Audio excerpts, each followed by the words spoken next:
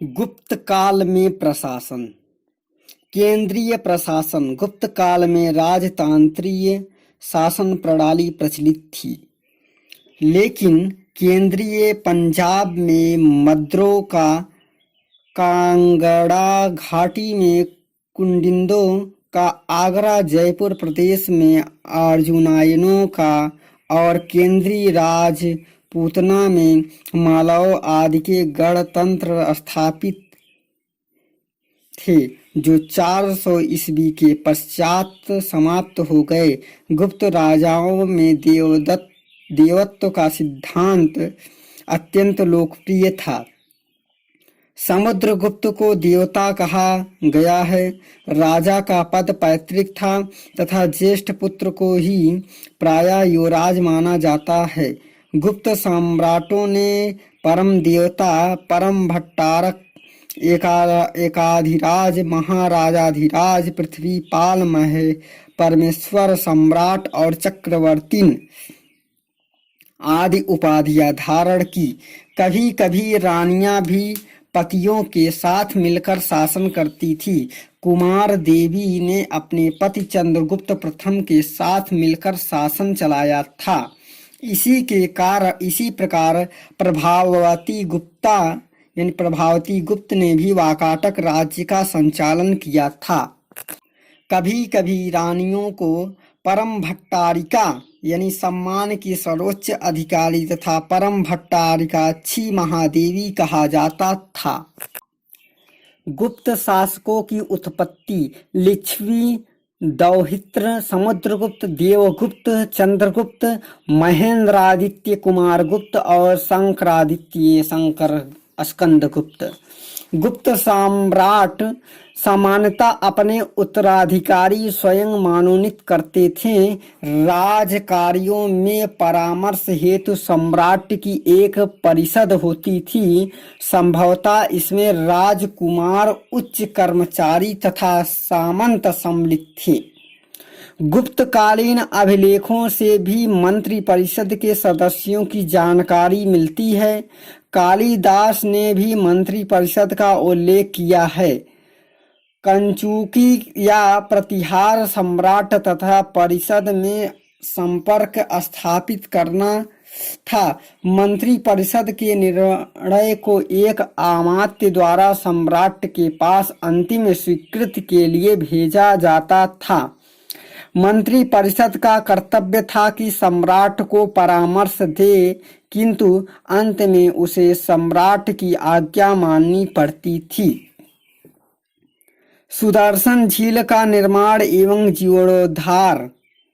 शासक चंद्रगुप्त मौर्य, पुष्यगुप्त निर्माण और अशोक तुषास्पद या जीर्णोद्धार, रुद्रदामन सुविशाखा या जीर्णोद्धार, स्कंदगुप्त चक्रपालित या जीर्णोद्धार। गुप्तकालीन केंद्रीय अधिकारी। सर्वाध्यक्ष यानी राज्य के सभी केंद्रीय विभागों का प्रमुख अधिकारी। महासंधि विग्राहक यानी संधि का व युद्ध का मंत्री या परराष्ट्र मंत्री।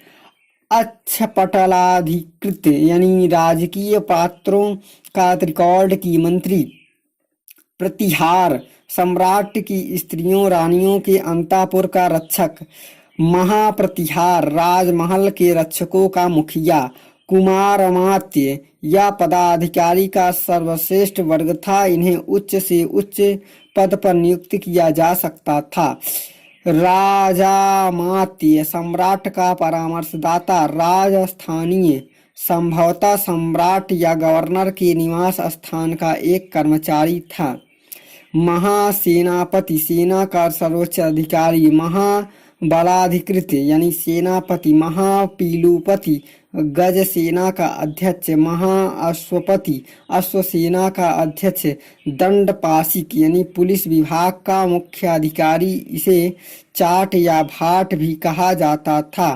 विनयस्थिति संपादक धार्मिक मामलों का प्रमुख अधिकारी। राजस्व तथा पुलिस अधिकारी। गुप्त काल में राजस्व एकत्रित करने और पुलिस के कार्यों को पूर्णतः अलग अलग नहीं किया गया था। इन विभागों में मुख्य कर्मचारी थे उपरीक, दशामापराधिक, चौरौधारिणिक, दंडिक, दंडपाशिक और गौलविक, कोट्टपाल, अंगरक्षक, आयुक्तक या विनियुक्तक, राजुक इत्यादि। उपारिक शब्द को विद्वानों ने विभिन्न अर्थ बताए हैं। डॉक्टर छावड़ा के अनुसार स्पष्ट है कि उपारिक को दो प्रकार की न्यायिक और प्रशासनिक शक्तियां दी गई थी, अतः उसकी तुलना एक न्यायाधीश से की जा सकती है। महत्वपूर्ण पदाधिकारी हरिसेन समुद्रगुप्त का संधि विग्राहक एवं महादंडनायक था। वीरसेन चंद्रगुप्त द्वितीय का संधि विग्राहक और पृथ्वीसेन कुमारगुप्त का मंत्री और शिखर स्वामी यानी चंद्रगुप्त द्वितीय का मंत्री, पर्णदत्त यानी स्कंदगुप्त का मंत्री और चकुपालित यानी स्कंदगुप्त का मंत्री। प्रशासनिक विभाग गुप्तकालीन अभिलेखों से ज्ञात होता है कि प्रशासनिकीय विभागों का ऊपर से नीचे तक एक क्रम था। साम्राज्य के कई नाम थे, जैसे राज्य, राष्ट्र, देश, मंडल, पृथ्वी और अवनी। इन्हीं प्रांतों में बांटा गया था। प्रांत विषयों में तथा विषय ग्रामों में विभक्त थे। ग्राम के भागों को अग्रहार और पट्ट कहा जाता था। प्रांतीय प्रशासन के मुखिया को उपरीक या गोप्ता, भौगिक या भोगपति और राज्य स्थानीय आदि नामों से जाना जाता था। सीमा प्रांतों के प्रशासन गोप्ता कहलाते थे। प्रांतों को भुक्ति प्रदेश और भोग कहा जाता था। स्रोतों से एरिकिन प्रदेश, नगर भुक्ति, तीर भुक्ति, पुंड्रवर्धन भुक्ति, उत्तरवर्धन भुक्ति आदि का उल्लेख मिलता है। प्रांतीय प्रशासन और उनके प्रांत। प्रांतीय प्रशासन केंद्रीय शासक प्रांत गोविंद गुप्त चंद्रगुप्त द्वितीय, तीरमुक्ति, घटोत्कच गुप्त कुमारगुप्त और पूर्वी मालवा, पर्णदत्त स्कंदगुप्त सौराष्ट्र, चीरादत्त यानी कुमारगुप्त उत्तरी बंगाल। जिला प्रशासन। जिला या जनपद को विषय कहा जाता था, जिसका प्रधान पदाधिकारी विषयपति कहलाता था। उसके कार्यों में निम्न कर्मचारी उसकी सहायता करते थे। जिले या विषय में प्रलेखागार को अक्षपटल तथा लेखकों को दवरी भी कहा जाता था। प्रलेखकों का अधिकारी कार्यणिक तथा उसका मासविदा बनाने वाला शासयिक तथा कर्ता कहलाता था। सर्वाध्यक्ष के अधीन कुलपुत्र का काम पुराचार रोकना था। नगर प्रशासन एक परिषद नगर महापालिका द्वारा चलाया जाता था। पुरपाल या नगर रक्षक नगर का सर्वोच्च अधिकारी होता था।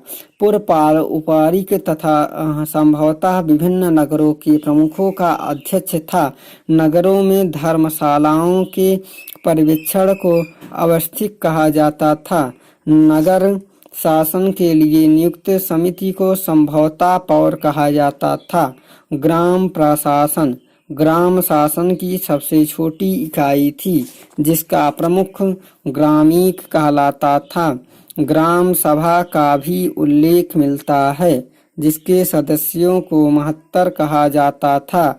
उसके कार्यों की चर्चा करना संभव नहीं है, किंतु यह संस्था बाढ़ कवि के समय में भी विद्यमान थी, जिसने पंचकुल का उल्लेख किया है।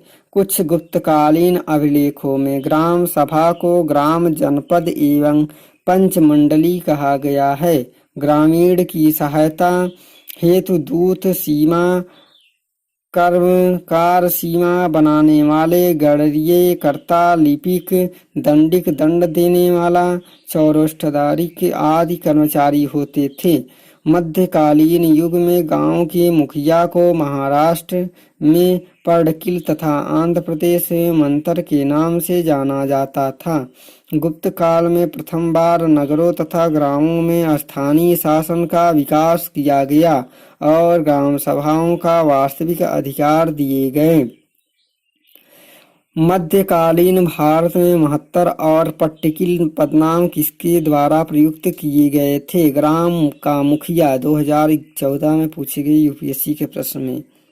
न्याय प्रशासन।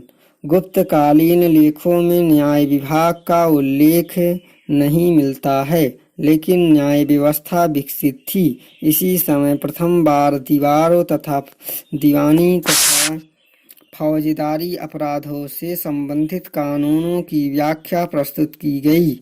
उत्तराधिकारी संबंधी स्पष्ट एवं विशद कानूनों का निर्माण किया गया। सम्राट ही साम्राज्य का सर्वोच्च न्यायाधीश होता था। उसके अतिरिक्त मुख्य न्यायाधीश और अनेक न्यायाधीश होते थे। व्यापारी तथा व्यवसायियों की श्रेणियां श्रेणी धर्म की आधार पर विवादों का निपटारा करती थी। गुप्तकालीन अभिलेखों में न्यायाधीश का उल्लेख महादंडनायक, दंडनायक और सर्वदंडनायक के रूप में मिलता है। राजस्व के स्रोत। गुप्त काल की आय के प्रमुख स्रोत कर थे। इस काल की कर व्यवस्था उदार सिद्धांतों पर आधारित थी। संबंधित अभिलेखों से राजस्व के साधनों का पता चलता है। आय के कुछ प्रमुख साधन निम्नलिखित हैं, जैसे गुप्तकालीन कर। भोग। संभवतः राजा को प्रतिदिन फल फूल एवं सब्जियों के रूप में दिए जाने वाला कर। भाग। राजा को भूमि से के उत्पादन से प्राप्त होने वाला छठा हिस्सा। उद्रांग या उपरिक। फ्लीट के अनुसार यह भूमि कर उन किसानों के लिए जाता था जिसका भूमि पर कोई स्वामित्व अधिकार नहीं था। भूमि कर की अदायगी हिरण्य या नगद तथा में या अन्य दोनों ही रूपों में की जाती थी। विष्टि। संभवतः गुप्त काल में यह एक प्रकार का कर था। दशापराध। 10 अपराधों के लिए जुर्माना। भूतावत प्रत्यय यानी विदेशी वस्तुओं को आयात पर कर में अन्य के रूप में की गई अदायगी। वट, भूत, धान्य, हिरण्य आदि कर भी आय के साधन थे। भूमि कर आय का मुख्य साधन था। भूमि कर संग्रह करने के लिए ध्रुवाधिकरण तथा भूमि आलेखों को सुरक्षित करने के लिए महाछापटलिक और कर्णिक नामक पदाधिकारी थे। न्यायाधिकरण नामक पदाधिकारी भूमि संबंधी विवादों का निपटारा करते थे। भूमि कर नकद अथवा अन्य दोनों में दिया जा सकता था। आय का दूसरा प्रमुख स्रोत चुंगी था, जो नगर में आने वाली वस्तुओं के ऊपर लगाई जाती थी। इसके अतिरिक्त व्यापारिक वस्तुओं, चारागाहों, वनों, नगर आदि पर भी कर लगाया जाता था। सीमा बिक्री की वस्तुओं आदि पर जो कर लगते थे उसे शुल्क कहा जाता था। यह भूमि की दशा और उर्वरपन पर निर्भर करता था तथा उपज का छठा भाग लिया जाता था।